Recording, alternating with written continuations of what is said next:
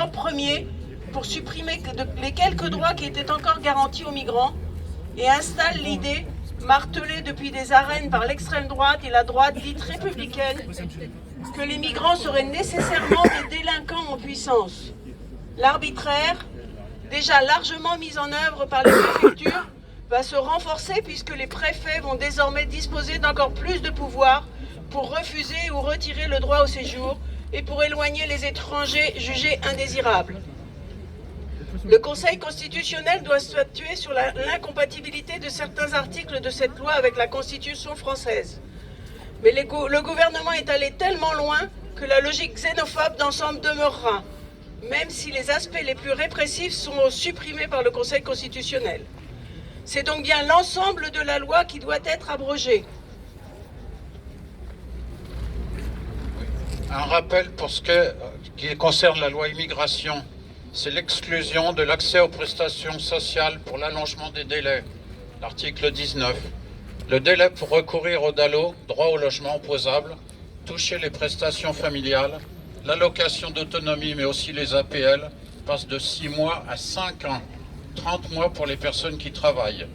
Pour les étrangers et étrangères hors Union européenne et Suisse, des dizaines de milliers de personnes vont ainsi perdre le droit à des aides qu'elles touchaient jusque-là et se retrouver exclues de l'accès au logement. Il s'agit d'une déclinaison de la préférence nationale, chère au Rassemblement national. À situation égale, votre collègue algérien n'aura plus les mêmes droits que votre collègue italien. C'est une situation qui empire pour les travailleurs-travailleuses sans papier. Articles 27, 29 et 34. L'article 27 durcit les conditions de la circulaire Valls, renvoie à une liste de métiers en tension qui peut évoluer à tout moment et est trop limitative. Surtout, elle ne crée pas de critères automatiques et elle renvoie à l'arbitraire préfectoral la décision. Accorder un titre de séjour limité à 12 mois ne permettra donc plus de régularisation, pas plus de régularisation qu'aujourd'hui. De plus, l'article 34 durcit les sanctions contre les employeurs. Si c'est plutôt une bonne chose pour lutter contre les patrons exploiteurs, la loi actuelle n'est déjà quasiment pas appliquée. Cela peut par contre dissuader des employeurs de soutenir leurs employés dans leur démarche. Le statut d'entrepreneur individuel sera lui conditionné à un titre de séjour spécifique, article 29. Pourtant, nombreux sont les étrangers qui exercent comme livreurs de vélo ou VTC ou autres. Enfin, l'article 17 qui crée le délit de séjour irrégulier, 3 750 € d'amende, expose toute personne sollicitant sa régularisation à être sanctionnée au titre de ce nouveau délit.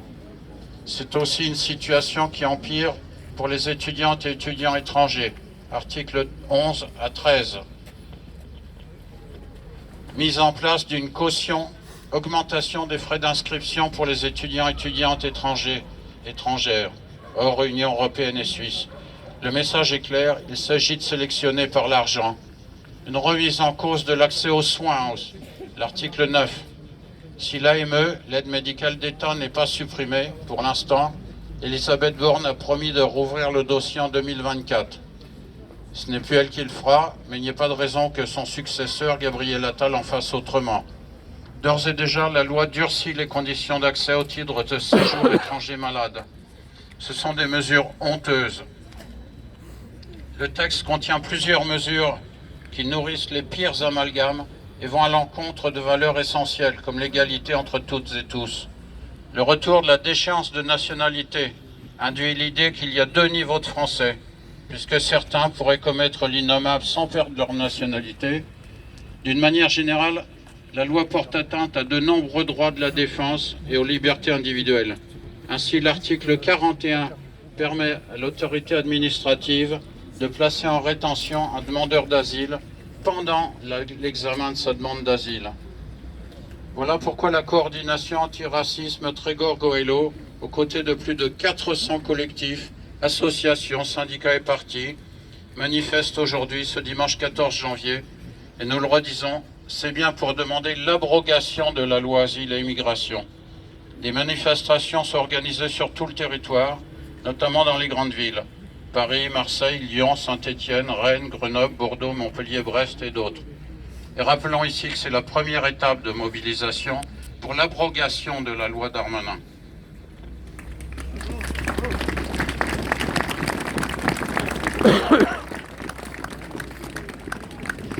Après les manifestations d'aujourd'hui, une seconde manifestation aura lieu le 21 janvier à l'appel de 201 personnalités. Cette manifestation devra donner encore plus d'ampleur à la mobilisation. Nous pouvons déjà vous annoncer que le 21 janvier, la mobilisation s'élargit au niveau national avec de nouvelles organisations syndicales, politiques qui rejoignent cet appel. Quant à nous, la coordination antiracisme Trégor-Goëlo a décidé de se joindre à la manifestation qui sera organisée à Saint-Brieuc le 21 janvier et organisera pour cela un covoiturage pour toutes celles et ceux qui voudront y participer. D'ici là, sur nos lieux de travail, d'études, de vie, nous continuerons à mobiliser et à informer sur les conséquences de cette loi dictée par l'extrême droite. On peut faire reculer le gouvernement si on s'y met massivement. Cette loi va donc précariser davantage les travailleuses et travailleurs, les lycéens, les étudiants, avec ou sans papier. L'arbitraire préfectoral est encore renforcé avec le refoulement aux frontières, délivrance systématique des OQTF et IRTF et l'allongement de leur durée, notamment pour les travailleuses et les travailleurs. Cette loi s'attaque aux libertés publiques, bafoue les droits fondamentaux tels que le droit d'asile, réinstaure la double peine et fait honte à la France qui prétend défendre les valeurs d'égalité entre toutes et tous. Nous exigeons donc le retrait de cette loi et nous appelons, premièrement, à soutenir toutes les luttes pour la régularisation des sans-papiers, notamment les grèves. Deuxièmement, à empêcher l'application de cette loi en multipliant les actions de solidarité et en faisant œuvre de désobéissance civile. Troisièmement, à manifester massivement pour empêcher que cette loi soit promulguée, combattre le racisme, la xénophobie et défendre une politique migratoire d'accueil et de solidarité. Merci. Bravo.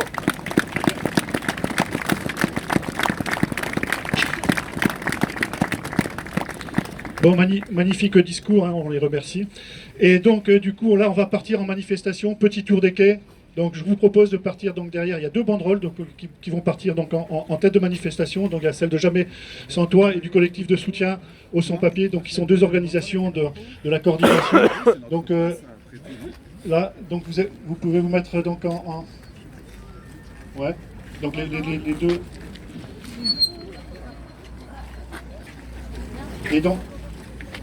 Oh, pardon, j'ai oublié quelque chose. Tu devais interrompre. Ah oui, avant qu'on parte, excusez-moi, j'ai oublié juste une petite chose. Ouais, désolé. Donc il y a aussi une petite intervention donc, du collectif de soutien aux Albanais, donc de Perros Guirec. Donc Sylvie va nous faire donc une petite, très rapide. Bon, allez, vas-y. Donc tu parles bien fort. Comment ça, je parle bien fort. Oui, juste pour vous dire que la famille albanaise qui s'est faite expulser vendredi dernier de Perros Guirec, on est bien à Perros Guirec dans le Trégor, s'est retrouvée à Tirana donc le même jour, le même soir, le vendredi 5 janvier. Là, ils ont été hébergés toute la semaine par une amie de la maman, mais ils se retrouvent lundi sans toit, sans argent. Heureusement, la NJ, la plus grande, l'aînée, peut encore aller à l'école là-bas, retrouver une place à l'école là-bas. Nous sommes vraiment dans ce cas de figure, déjà dans cette loi immigration, de politique du chiffre, et uniquement pour de rejet de l'autre, sur des critères qui sont uniquement des critères de chiffres. Aucune humanité. On mettait sur le tract indigne, déshumanisant, brutal, absurde. Nous sommes tout à fait déjà dans ce cadre-là avec l'expulsion de cette famille. répressif, haineux, stigmatisant, régressif, même chose, les mots sont là, ça existe déjà, et déjà il faut qu'on soit en colère, qu'on continue à lutter, comme on a dit tout à l'heure, pour chaque personne qui est là en statut de demandeur d'asile, de réfugié, pour les aider, parce que effectivement le gouvernement a pris déjà d'autres décisions et agit sans état d'âme. Voilà, donc pour les migrants, pour la famille Djikola, une cagnotte a été mise en place. On continue aussi dans le cadre de l'appel qu'on a fait pour annuler l'arrêté d'obligation de quitter le territoire français. On continue à lutter, même s'ils ne sont plus là. On espère aussi qu'ils puissent revenir en France. Mais la lettre que nous avons envoyée à monsieur le préfet est restée lettre morte, hein, une fois de plus. On attend, mais on agit aussi. Voilà, merci à vous. Bon, cette fois-ci, ça va être le bon top départ.